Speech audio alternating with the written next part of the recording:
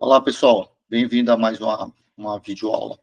Pessoal, nessa aula nós vamos falar sobre um tipo chamado string.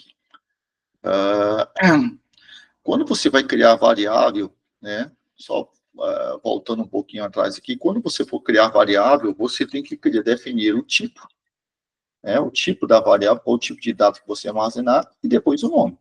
É assim que você cria variável. Coloca o tipo e o nome.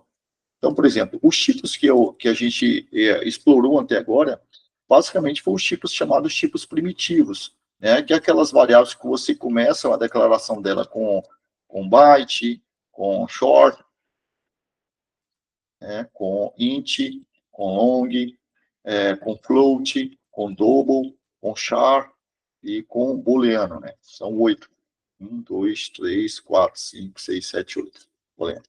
Então, esses são os tipos primitivos, né, dentro desse processo. Essas variáveis de primitivo, quando você as cria, você só pode armazenar um tipo de dado lá dentro. Então, quando você faz aqui, ó, int x recebe 2, eu tenho um 2 lá dentro. O único dado que eu vou ter lá dentro é um 2. Se você, por acaso, em algum momento fala x recebe 4, o que acontece com esse 2? Esse 2 é substituído pelo valor de 4, pelo número 4. Né? Na prática, eu só posso armazenar um tipo de dado lá dentro. Então, sempre coloco o tipo e o nome da variável para criar. Uma vez que a variável tenha sido criada, eu simplesmente me referencio a ela passando pelo nome. Ou seja, esse nome, na prática, ele me leva ao endereço de memória onde está esse dado. Ou seja, na verdade, o nome é um endereço de memória, implicitamente falando. Então, só que eu posso também criar variáveis chamadas de variável de referência. Quando eu falei para vocês de variável, umas aulas, uma das aulas anteriores, falamos de variáveis, eu falei para vocês de variável de referência. O que é a variável de referência? Popularmente também chamada variável de objeto, posso chamá-lo dessa forma, mas isso é um termo popular, você não vai achar isso nos livros. Você pode chamá-la de variável de referência, toda variável que, na prática, o que existe dentro dela não é um dado, e sim um endereço de memória. Então, olha só, para o tipo de variável de referência, ó, em string x, o tipo dela sempre vai ser o nome de uma classe. Por que eu sei que isso aqui é o nome de classe? O nome de classe é toda palavra iniciada com letra maiúscula. Então, eu sei que é o nome de classe. Então, aqui no Java, basicamente, toda palavra iniciada com letra maiúscula é uma classe. E eu tenho exceções, mas em sua grande maioria, toda palavra que inicia com letra maiúscula é uma classe. Então, essa classe tipo string é para você guardar texto, né, entre aspas, né, chamado string. Então, eu posso fazer isso aqui, eu posso criar um objeto do tipo string, que é uma classe, entre aspas, especial, posso guardar e criar um objeto simplesmente utilizando o sinal de atribuição.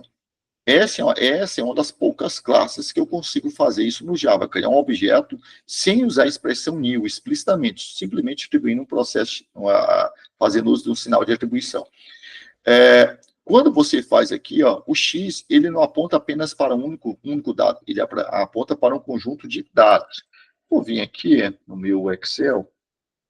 Tá. Tem um exemplo aqui, ó. Se você cria aqui uma variável x, ó, do tipo IFTO, na prática, x contém um endereço de memória, já que todo objeto é criado na área de memória heap. Então, ele contém um endereço de memória. Ao seguir esse endereço de memória, eu vou ter vários atributos de objeto lá dentro. Inclusive, aquela variável foi criada lá dentro do objeto x, que armazena esse texto IFTO, ele é um atributo de objeto. Não me importa qual é o nome dele, mas eu sei que existe isso lá dentro.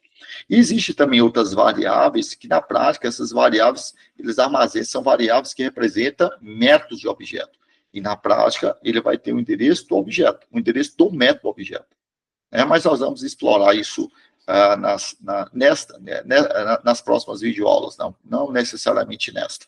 Mas acho que na próxima, que é a continuação dessa aqui, nós vamos explorar isso.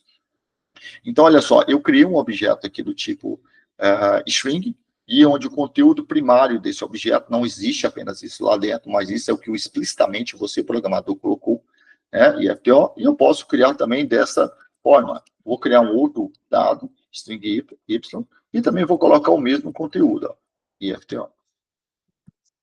Certo? E vou criar mais um outro objeto, chamado dizer, e onde eu vou explicitamente usar o new, ó, new, né? Aí eu coloco string e coloco IFTO.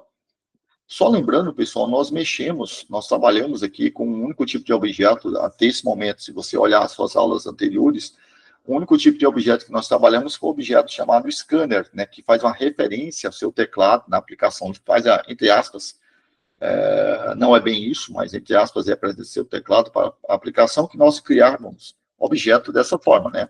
Scanner, né? DD, olha só, o nome da variável e o tipo dela. O tipo aqui eu consigo ver que é uma classe, então significa que DD vai armazenar um objeto dessa classe, da mesma forma que x, y e z está armazenando um objeto da classe string. E aí eu coloco isso aqui, new, scanner, system.in. No caso, para criar um objeto que representa o meu teclado. Veja que quando você usa new, você usa uma expressão com a mesma grafia do nome da classe. Tá? Isso aqui chama-se método construtor, né, que nas minhas aulas de Java 1, desse mesmo canal, que é onde mexe voltado mais para programação orientada a objeto, você lá te fala sobre esses métodos chamados métodos construtores. Mas ele tem a mesma grafia, né? Isso aqui não é a classe, isso aqui é um método construtor. Por que eu sei que isso aqui não é a classe? Porque é seguida de parênteses. Entre aspas, toda palavra seguida de parênteses dentro de um código é um método. No caso aqui do Java vai ser um método. Então, isso aqui é um método. Tem a mesma grafia do nome da classe, porque é um método construtor. Mesma grafia, inclusive, com inicial maiúsculo. Então, isto aqui representa classe. E isto aqui representa método, porque é seguido de parênteses. Só para deixar isso bem claro. Bom, e o que eu vou fazer com esses objetos? Tá? Agora eu vou fazer um processo, isto aqui. Eu vou perguntar se x é igual a y. A princípio, você está vendo que é o mesmo conteúdo. Erroneamente, eu já estou falando claro que erroneamente x não é igual a y. Mas vamos ver o que vai acontecer aqui. Pergunta, x é igual a y? Vou colocar salt, x é igual a y. Caso contrário, else, vou colocar aqui o salt, vou colocar aqui que x é diferente de y. Ao fazer esse processo, eu vou fazer com os outros também. Vou fazer com os outros aqui também. Eu vou pegar se x é igual a z, eu vou colocar x é igual a x é igual a z, se for verdade, e diferente x é diferente de z. Eu não vou testar y com z, porque é o mesmo efeito de x com z, tá? A resposta vai ser a mesma. Quando eu peço para compilar e executar esse código, Java aqui, e Java Program, ele fala para mim que x é igual a y e x é diferente de z. Aí ele fala assim, foi diferente porque eu criei o z dessa forma? Em teoria, sim. Em teoria, não. Na prática, tá? Apesar de ter o mesmo conteúdo. Eu vou mostrar para você como é que fica isso na representação da memória, somente essa parte. Então, eu vou abrir aqui o Excel, que, na verdade, já deixei ele preparado aqui para mim. Criei essa estrutura aqui. Acho que eu deixei grande demais aqui. Deixa eu diminuir um pouquinho aqui, ficou muito grande. Aqui, Então, aqui eu tenho uma área de código, vou deixar bem grande aqui, Eu tenho a área aqui de código, eu tenho aqui a área de pilha, que é essa área azul, e eu tenho aqui a área do heap, Eu vou pegar esse código aqui, que nós escrevemos, que eu escrevi aqui, e vou jogar lá. Eu vou jogar apenas essa parte aqui, tá? Somente essa parte do código aqui, do programa. Não vou jogar as outras, vou jogar somente isso aqui, porque é o que vai me interessar nesse momento. Vou clicar aqui e vou dar um Ctrl V aqui. Tá? Ficou grandinho aqui, deixa eu puxar mais aqui. Opa! Não. Deixa eu colocar isso aqui de cor preta. Pronto, olha lá. E vou aumentar só um pouquinho aqui essa linha para abranger essa parte aqui. Tá? Então, aqui eu tenho o método publicidade void, acho, colocar aqui tudo de cor preta. Não, cor preta não, cor branca. O texto, ficar melhor para visualizar. Olha lá. Esse aqui é a área de código, tá? Tá aqui o meu código. Tá? Só o segmento código que me interessa. Tá? Então, isso aqui é um método main. Quando você começa a executar um método main, eu já mostrei isso para vocês em outras aulas que eu fiz sobre isso. Então, quando você começa a executar um método, aqui na pilha é alocado um bloco na pilha para que esse bloco é exclusivamente do método main. Deixa eu aumentar ele aqui um pouquinho. Vamos lá. Aqui, ó, do método main, ó, exclusivo. Isso aqui vai ser exclusivo para o método main. Deixa eu aumentar aqui também um pouco o tamanho da fonte, para que você consiga perceber bem. Trocar a fonte aqui, 18. Pronto. Então, isso aqui é de uso exclusivo do método main. E no método main, você está falando aqui, ó, quando você executa a instrução, você está pedindo para criar um objeto do tipo X, do tipo string, né, o conteúdo IFTO. Na prática, ele vai vir aqui no RIP, né, também eu vou ter que aumentar o tamanho dessas letras aqui, aumentar para 14, para vocês conseguirem visualizar bem. Tá? Na prática, ele vai criar aqui um objeto, né, do tipo string, certo? Um objeto tipo string, onde ele vai ter vários dados lá dentro, mas um dos dados que ele vai ter, tá? Vai ser uma variável que não me importa o nome, tá? Vou chamar ela aqui de X também, no qual o seu conteúdo é IFTO. Isso aqui é apenas uma abstração, pessoal, para que você entenda, tá? Então, isso aqui me criou o primeiro objeto, secundar aqui, e aqui está o X, e esse objeto aqui, ó, eu vou colocar o endereço que ele está aqui, é A3. Então, eu vou vir aqui, ó, vou criar o objeto, no caso aqui for o objeto X, né, X, então o endereço de memória dele é @3. Não, A3, @3 não, A3. Estou pegando o mesmo endereço aqui do Excel. A3 não, desculpa, B3, né? B3. Vamos lá. Então, aqui, quando você criou esse processo dessa forma, então ele criou o objeto lá e fez isso aqui, certo? Quando você pede para criar o Y, como eu estou criando pelo sinal de atribuição aqui, ó, o que vai acontecer? Quando eu crio dessa forma, ele já olha se já não existe um objeto string no qual o seu conteúdo textual, aquilo que você explicitamente colocou, já não é IFTO. Se já tiver um texto com essa mesma grafia de texto aqui, ele não cria. Então, na prática, o que ele faz? Ele cria a variável y aqui, ó. Opa. Eu acabei fazendo uma besteira aqui. Deixa eu ver se consigo voltar. Isso. Ele cria a variável y aqui, ó. Y.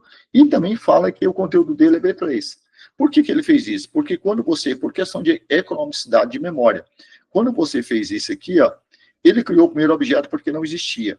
Quando você tentou criar o mesmo objeto com o mesmo conteúdo, aquele conteúdo explícito que o usuário coloca, ele, por questão de economicidade de memória, ele já viu que já tinha, então ele pega que essa variável aponta para o mesmo objeto. Então, x e y está apontando para o mesmo objeto.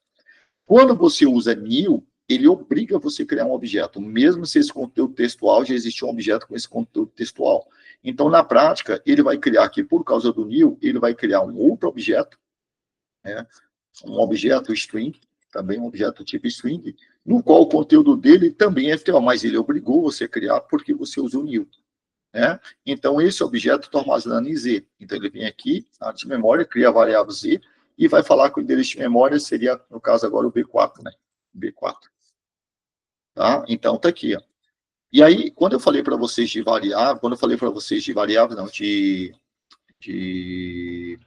operadores relacionais, tem uma aula, vocês podem recuperar essa aula sobre operadores relacionais.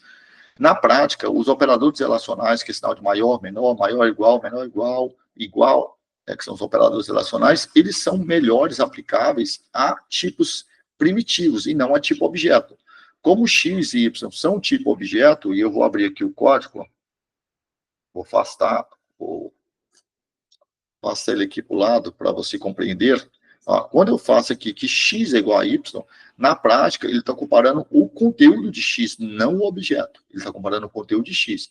Como o conteúdo de x, o endereço de memória é B3 e o y também é B3, ele vai falar que os objetos são iguais. Mas, na verdade, eles são diferentes. Porque ele não fez a comparação de caractere a caractere aqui. Ele não fez isso. Na prática, ele comparou o conteúdo imediato da variável. E o conteúdo imediato da variável x da variável y são endereços de memória. E os endereços de memória são iguais porque eles apontam para o mesmo objeto.